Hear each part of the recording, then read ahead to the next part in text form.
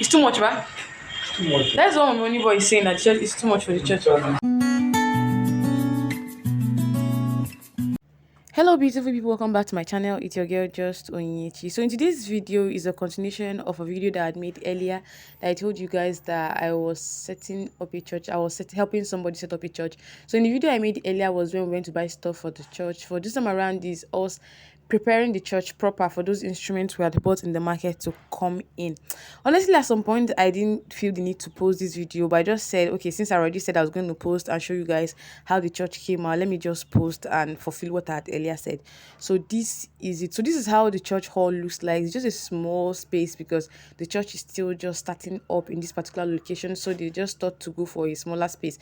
So after that, this we called people that screed the wall of the church because we felt white was best, so to give it that clean, and I don't just know, but it gives more energy when it's white, you know how it goes. So we called people that screeded the church. They did the screeding, after which painters were called. They painted the church white and a gold color. Those wallpaper panels we bought were installed. That's what is in that altar that's making it look like this flowery pattern. Those are panels, wallpaper panels, and honestly they came out so fine, better than I'd even imagined. And yeah, we went for this white and gold because we felt that they're just going to give the church that, I don't know, it's going to give it a more mature than just simple and classic look. I don't know if you get what I'm trying to say, Sha. But that was, we opted for this color and it came out so fine. The industrial cleaner swinged into action. So they were pouring some chemicals on the tile because it was stuck. Some paints and some stuff were just stuck on the ground. So they had to apply this chemical to bring them out more easily.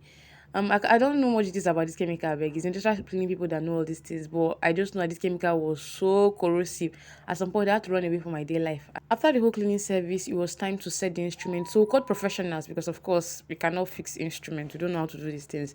So we called professionals that can and know how to do these things.